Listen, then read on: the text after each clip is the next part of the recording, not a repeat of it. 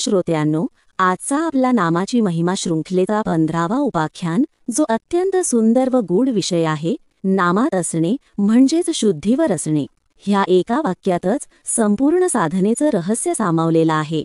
कारण नामात असणं म्हणजे केवळ जप करणं नव्हे, तर जागृत अवस्थेत शुद्ध चेतनेत देवाच्या उपस्थितीत राहणं होय.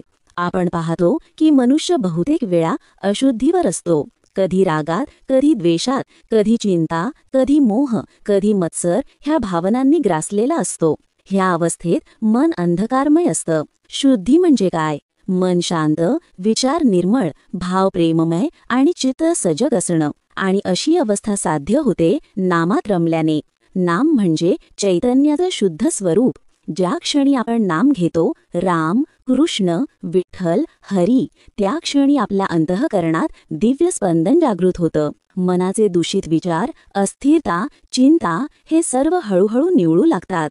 नाम मनाला जाग करतं आणि आपल्याला स्वतःच्या खऱ्या चेतनेवर आणतं.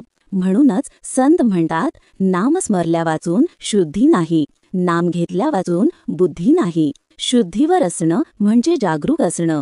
जाग असणं म्हणजे विचार, भावना आणि कर्म यावर आपलं नियंत्रण असणं. बहुतेक वेळा आपण प्रतिक्रियांनी चालतो, विचार न करता बोलतो, आवेगाने वागतो. हे सर्व अशुद्धीचे लक्षण. पण जेव्हा मनात नाम गुंजतं, तेव्हा प्रत्येक कृतीपूर्वी अंतरंगात एक शांतीचा प्रकाश पेटतो. तेव्हा आपण प्रतिसाद देतो, प्रतिक्रिया नाही. तेव्हाच माणूस शुद्धीवर येतो. नाम म्हणजे एक दिवा आहे, जो अंधकाराला दूर करतो. नामात असणं म्हणजे त्या दिव्याच्या प्रकाशात जगणं. या प्रकाशात मनातले राग, मत्सर, लोभ, अहंकार हे सर्व वितळतात. नामाचं स्मरण म्हणजे आत्म्याची शुद्धी. जसं पाणी शरीर शुद्ध करतं, तसं नाम आत्मा शुद्ध करतं. संत तुकाराम महाराज म्हणतात, नाम स्मरता मन होय निर्मळ, हरी होतो अंतःकरणाचं कल. नामात असणं म्हणजे देवात असणं. कारण नाम आणि देव दोन्ही अविभाज्य आहेत.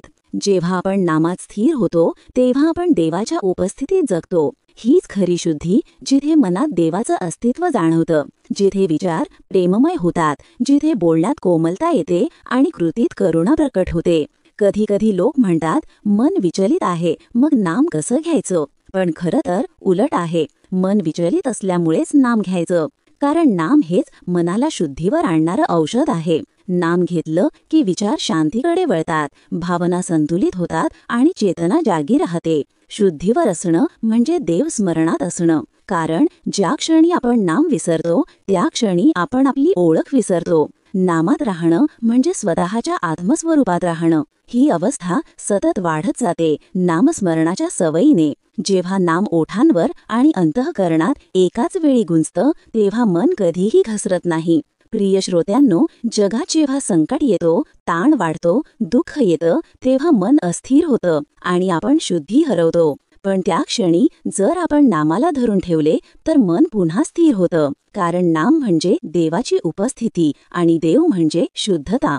म्हणूनच नामात असणं म्हणजेच शुद्धीवर असणं. नाम म्हणजे मनाची औषधी, आत्म्याचं आरोग्य आणि चेतनेचं जागरण. नामात राहा म्हणजे तुम्ही नेहमीच शुद्ध, शांत आणि जागरूक राहाल. संत म्हणतात, नाम जपा, शुद्धी वाढवा. शुद्धी वाढली की हरी स्वतः प्रकट होतो. ओम शांतीही शांतीही शांतीही.